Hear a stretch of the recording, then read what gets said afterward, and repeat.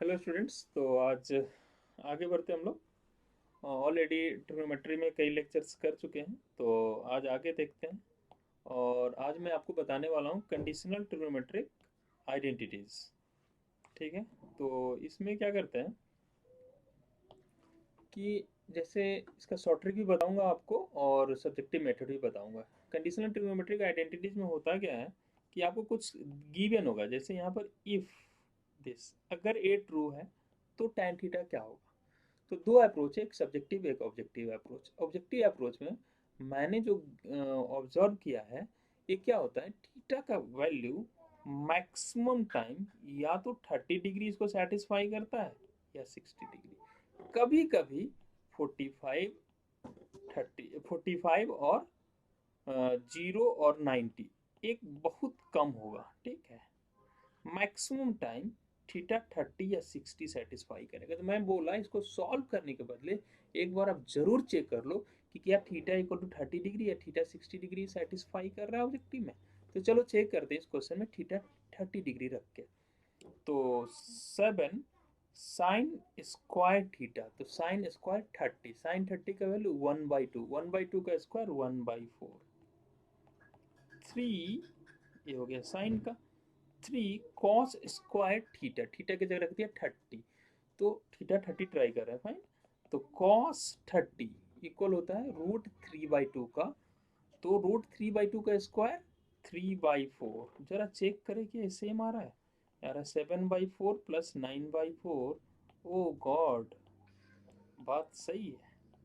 16/4 और आंसर आ रहा है 4, जो कि RHS में गिवन है। मतलब इसको आइडेंटिटी को सॉल्व करने के बदले theta equal to 30 degree direct आ गया मेरा। तो tan थीटा पूछा गया है, तो tan 30 कितना होता है, 1/√3। Option number 4 correct.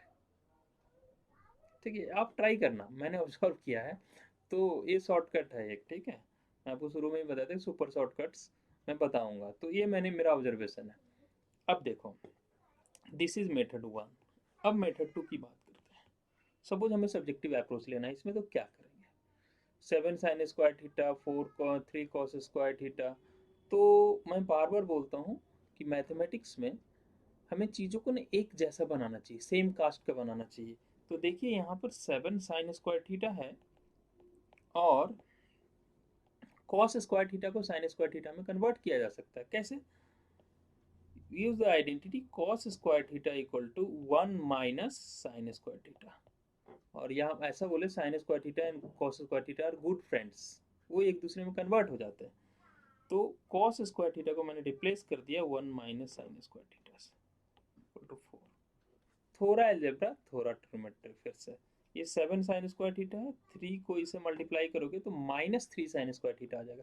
7 sin² theta -3 sin² theta is just like 7x - 3x। क्या हो जाएगा, 4x, या मैं x बोल रहा हूँ sin² थीटा को, तो ये हो गया 4 sin² theta plus 3 equal to 4। अब इस 3 को इधर से इधर ले जाते हैं, तो 4 - 3 उधर जाके क्या हो जाएगा, 1। तो sin² थीटा इक्वल टू 1। तो sin² थीटा का वैल्यू जो आ गया वो आ गया आपका 1/4। So sin theta equal to plus minus square root of 1/4, तो प्लस माइनस 1/2। चलो पॉजिटिव लेके देखते हैं। तो साइन थीटा का वैल्यू अगर 1/2 ले ले, तो आपको पता है कि साइन 30 डिग्री का वैल्यू 1/2 होता है। थीटा कितना आ गया, 30 डिग्री। थीटा 30, फिर tan 30 इज 1/√3। तो ये सब्जेक्टिव अप्रोच है, ऑब्जेक्टिव अप्रोच। होप आप इंजॉय कर रहे होंगे ट्रिक्स को। ठीक है, हर चैप्टर में मैं इस तरह से आपको ट्रिक्स कंटिन्यू रखूंगा बताना। आगे बढ़ते हैं, नेक्स्ट शॉर्ट ट्रिक। ये भी काफ़ी ज़्यादा हमने यूज़ होते देखा है क्वेश्चंस में, कि tan² theta minus sin² theta को tan² इंटू sin² थीटा लिख दो, अगर कहीं मिलता है तो। और cot माइनस cos को cot इंटू कॉस लिख दो। इसका भी हमने काफ़ी यूज़ देखा है, तो लर्न ही कर लेते हैं भाई। और लर्न करने का तरीका क्या है, मैं रटवा रहा हूँ आपको, कैसे रटेंगे इसको। देखो, tan² थीटा है और माइनस का क्या है, साइन। तो tan थीटा का फॉर्मूला क्या होता है भाई, साइन कॉस के टर्म में, sine theta by cos theta. तो आप ऐसे सोच लो कि tan थीटा में से इसका न्यूमरेटर जो है, जो इसको माइनस करो, है ना। या इन दोनों को मल्टीप्लाई करो स्क्वायर करके, सेम आंसर आएगा। तो tan square theta minus sine square theta, इन दोनों को माइनस करो या मल्टीप्लाई करो, आपका सेम आंसर आएगा। सिमिलरली कॉट थीटा को लिखते हैं कॉस बाई साइन, तो इसका जो न्यूमरेटर आया है ना, इन दोनों को स्क्वायर करके सब्ट्रैक्ट करो या स्क्वायर करके मल्टीप्लाई करो, सेम आंसर आएगा। रट लिया, tan minus sine, tan into sine, cot minus cos, cot into cos. मैं बोल रहा हूँ आगे के चैप्टर्स से मतलब इंटीग्रेशन वगैरह में ना ये सब काफ़ी आपको रामबान यूज होगा, मतलब खटाखट क्वेश्चन निकलेगा। बताऊंगा कैसे जब इंटीग्रेशन करेंगे तो। अब देखो, अब cot square theta minus cos square theta क्या है, तो हमें पता है कॉट कॉस बाई साइन, तो ये आ जाएगा cot square theta into cos square theta, directly value लिखा है इसका।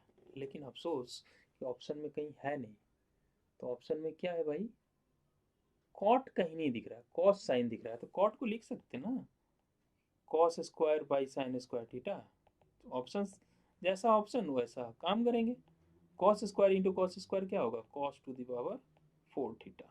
अब नीचे डिनोमिनेटर में साइन बच गया, ऊपर 1 ले लेते हैं, 1 बाई साइन क्या होता है, cosec square theta, cos 4 into cosec square theta. So option number 4। मान लो ये तुम्हें स्ट्राइक नहीं किया है ना, तो थीटा का वैल्यू कुछ ले लो ना, ऑप्शन में भी रख दो ताकि दो ऑप्शन मैच ना करे, क्वेश्चन में रख दो। ऑब्जेक्टिव अप्रोच ट्रिग्नोमेट्री हमेशा काम करता है, ठीक है। तो इस तरह के आप अप्रोचेज ले सकते हो, और ट्रिग्नोमेट्रिक आइडेंटिटीज में क्या करना है, आपको थीटा का वैल्यू 30 या 60 रख के देखना है, कभी वो ऐसा क्वेश्चन है तो आप ट्राई करना, ठीक है। अब थोड़ा maximum and minimum value of trigonometric ratios देख लेते हैं। देखो, साइन थीटा का जो मैक्सिमम वैल्यू होता है वो होता है 1, और इसका मिनिमम वैल्यू -1 है, ठीक है। यही कॉस थीटा के साथ भी होता है, कॉस थीटा की मैक्सिमम 1, मिनिमम -1, 1 से ज़्यादा हो ही नहीं सकता। कभी कभी ट्रू फॉल्स में पूछ लेते हैं, या ऑप्शन में दिया रहेगा कि साइन थीटा इक्वल टू 5/4, ये बिल्कुल गलत है, हो नहीं सकता। 5/4 या न्यूमरेटर ग्रेटर है डिनोमिनेटर से, मतलब वैल्यू ग्रेटर देन 1 आ जाएगा, कैसे होगा भाई। कॉस थीटा का वैल्यू बोल देगा -3/2, नहीं -1 से कम हो नहीं सकता, तो ये भी नहीं हो सकता। तो साइन थीटा का मैक्सिमम वैल्यू 1, साइन कॉस का मैक्सिमम वैल्यू 1, मिनिमम -1।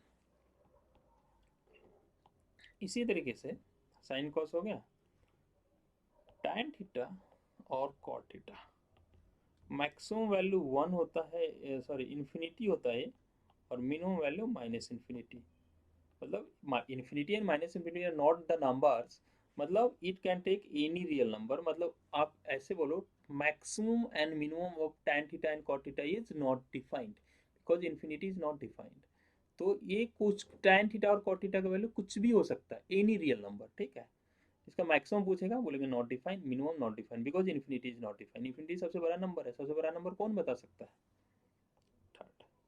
यहाँ पर बच्चों को थोड़ा कन्फ्यूजन होता है, नंबर लाइन बना रहा हूँ मैं, नंबर लाइन है, यहाँ -1 है, यहाँ 1 है, ठीक है। राइट की तरफ पॉजिटिव, लेफ्ट की तरफ नेगेटिव होता है। तो ये जो होता है sec theta and cosec theta, इनका वैल्यू जो होता है ये -1 से इधर होता है, -1 भी हो सकता है, ठीक है। कलर चेंज कर लेते थोड़ा सा, इधर हो सकता है और 1 के इधर हो सकता है, लेकिन इनका वैल्यू कभी -1 और 1 के बीच में नहीं आ सकता, -1 हो सकता है, 1 हो सकता है। मतलब sec theta cosec theta will be either less than और इक्वल टू -1, और ये सेक थीटा है या कॉसेक थीटा ये लेस देन इक्वल टू -1 होगा, या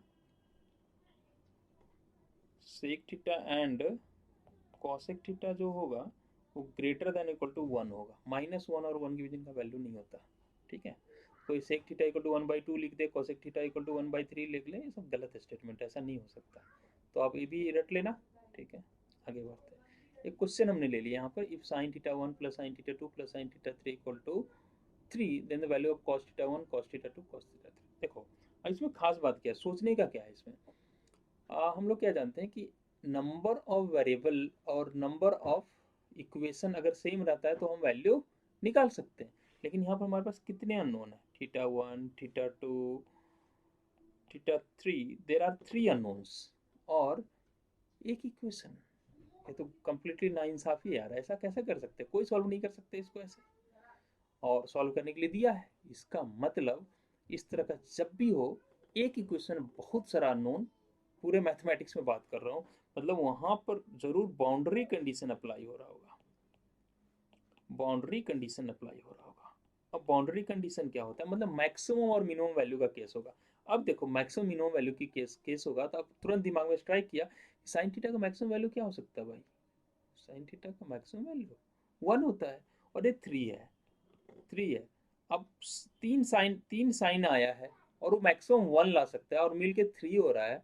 एक ही पॉसिबिलिटी है कि सब के सब 1 लाए होंगे, कोई भी 1 से थोड़ा भी कम ले आया ना, कोई भी साइन थीटा 1 से थोड़ा कम वैल्यू हो गया, तो साइन थीटा 2 साइन थीटा 3 मिलके 3 पूरा कर ही नहीं सकते, क्योंकि मैक्सिमम 1 ला सकते हैं और 3 लोगों को 3 लेके आना है और मैक्सिमम 1 ला सकता है, मतलब तीनों के तीनों 1 लेके आए होंगे। इसका मतलब साइन थीटा 1 भी 1 है, साइन थीटा 2 भी 1 है और साइन थीटा 3 भी 1 है, एक ही पॉसिबिलिटी है। और साइन थीटा का वैल्यू कब 1 होता है, जब थीटा इक्वल टू, यहाँ आपको कंडीशन गिवन होगा कि जो फर्स्ट क्वाड्रेंट में थीटा है, तो थीटा 1 90 डिग्री हो गया, थीटा 2 भी 90 हो गया और थीटा 3 भी 90 हो गया। अब cos theta 1 cos theta 2 cos theta 3, तो cos 90 plus cos 90 plus cos 90, cos 90 की वैल्यू क्या होता है, जीरो, तो zero plus zero plus zero, answer zero है। अब इसी क्वेश्चन को ऐसे ही बोल सकते थे कि sine theta 1 sine theta 2 sine theta 3 sine theta 4 कर देंगे, 4 अननोन कर देंगे, इक्वल टू 4 लिख देंगे, क्या फ़र्क पड़ता है, सबका वैल्यू 90 होगा, है ना। इसी तरीके से और भी बहुत सारा क्वेश्चन इसमें बनता है। तो ये था आपका मैक्सिमम मिनिमम मिनिमा का कॉन्सेप्ट। तो कभी भी मोर देन 1 वेरिएबल रहे तो try the concept of maxima and minima. चलिए आज यहाँ स्टॉप करते हैं, नेक्स्ट वीडियो में और भी टॉपिक्स और मज़ेदार ट्रिक्स लेके हम आएंगे। चलिए तो यहाँ स्टॉप करते हैं, बाय बाय।